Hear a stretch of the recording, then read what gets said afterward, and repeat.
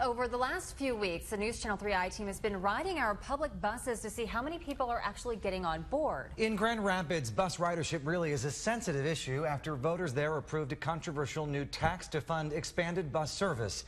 But there are questions about whether or not this new service is booming or failing. Tonight, the I team is on Waste Watch Patrol. News Channel 3 Chief Investigative Reporter David Bailey joins us now to tell us what he found. David. Good evening, Andy. Voters passed a tax increase for new bus service by a mere 136 votes a year ago today, a very close and controversial vote.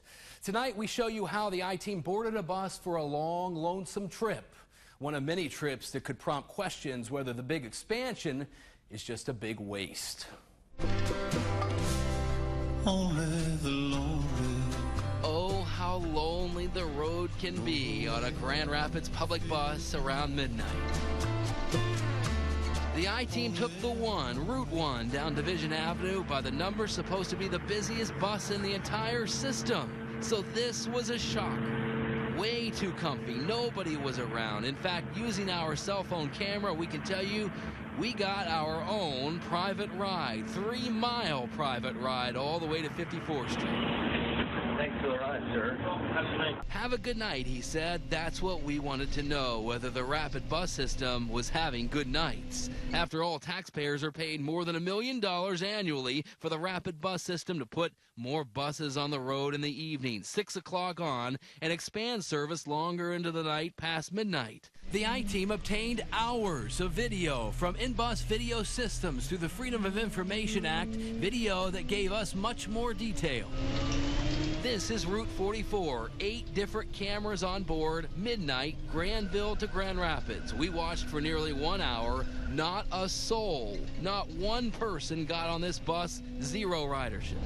This is Route 17, late at night from the Ford International Airport to Woodland Mall. You see those two back there? Well, they got their own private ride on this night. We even sampled in the daytime, Route 12 around noon. Our cameraman in the foreground shooting these images while I sit in the back waiting for some company that never showed up. Finally, we checked out that Route 1 again near midnight, the busiest route in the system, supposedly.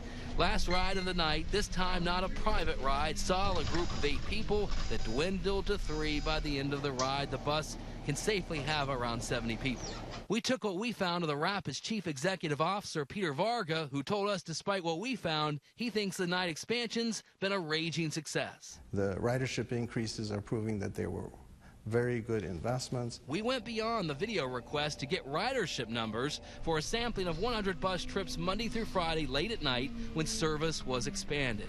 For 6% of those rides, 0. That's right, 0 passengers rode the bus. 32% had 3 or fewer people, 56% 6 or fewer, 80% fewer than 10 riding the bus each time.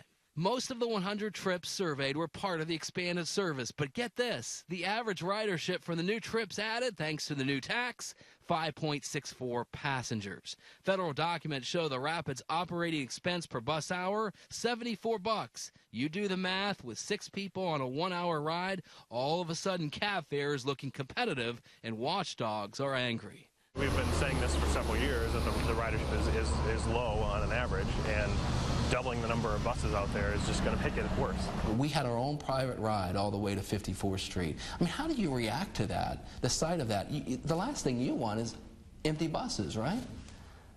Actually, the last thing I want is empty roads, to be honest with you. Why did I pay for a road that's now empty? But why ride a bus when you have nobody that's there? It just so happens that nobody wants to go at that time on the road. Now, the question is, I'm happy that you were on the bus, because that's one more ride we got at night. He might be happy about our trip, but the CEO wasn't happy with this continued questioning. So you're saying you have no problem with empty buses? It's costing $70 per ride for taxpayers. That's what you charge GVSU per hour. I mean, a lot of people say that's just flat out waste. Do you? Do you think that's wasteful? You have empty buses. I mean, there were 6% of the 100 buses we surveyed in 1 week were empty, the entire ride. Do you have a problem with that? Far and wide, the Rapid is the most inefficient and the most ineffective at the tax money it spends. But even the staunchest critics of the Rapid want to see the bus system succeed, the performance voters expected last year. Unfortunately, though, nobody could tell us a new plan or a new way to stop those private late-night rides.